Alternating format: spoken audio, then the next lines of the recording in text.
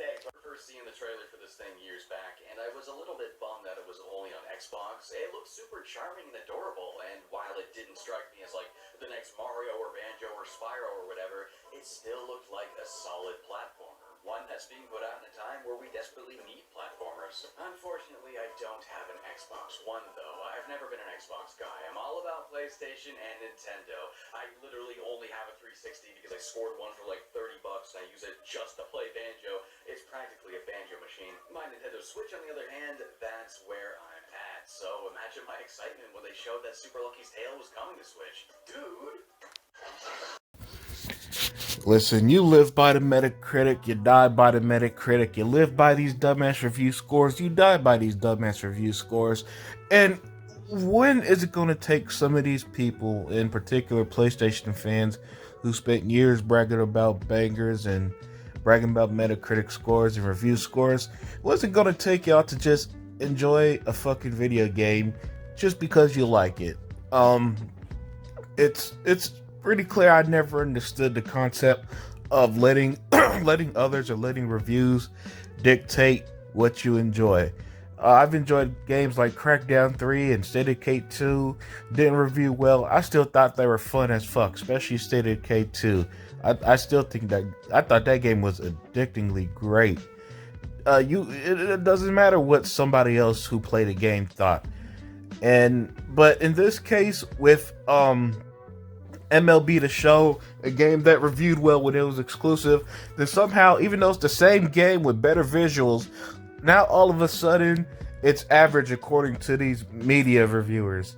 You know, this is the type of stuff that really confirms when people talked about the media bias and buying out reviews and how the media was always lenient towards these boring ass PlayStation games.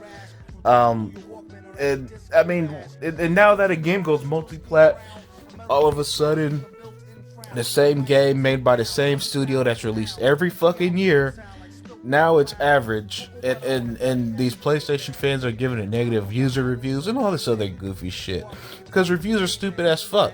And you know who worships reviews? Sony in general.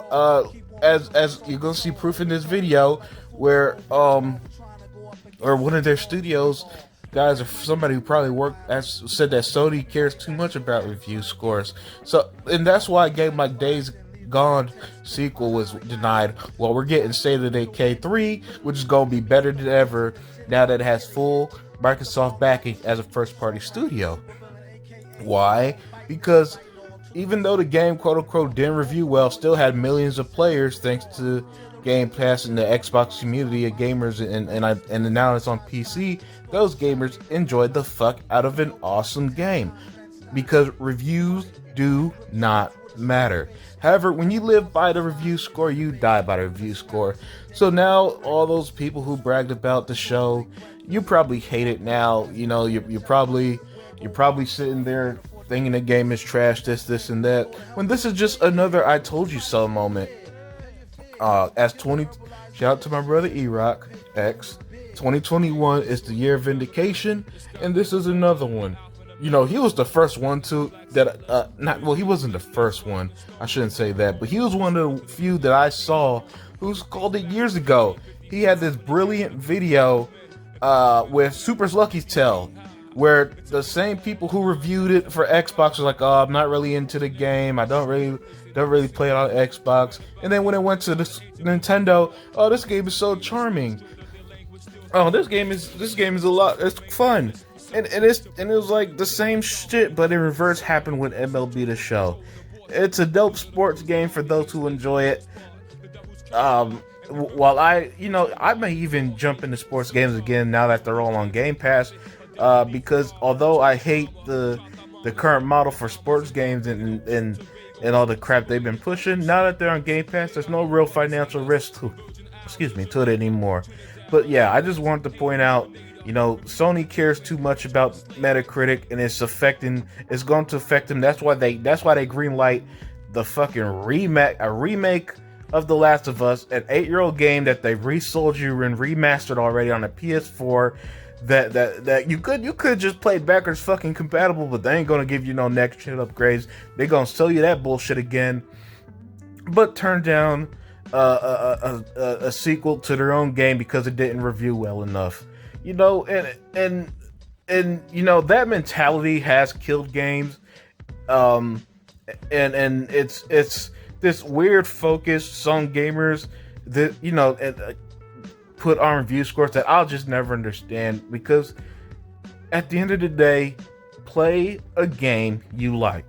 If you like a game, I don't care if it has the worst reviews ever. If you enjoy it, have fun with the game. That's what they're here for. It's entertainment.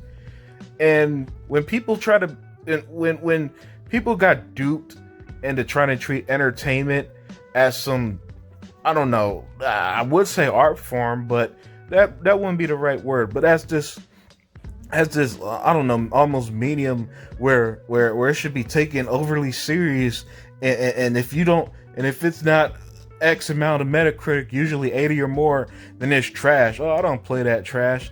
Get the fuck out of here, man. And it's like, this is just another being exposed on what many have been saying for the longest, man.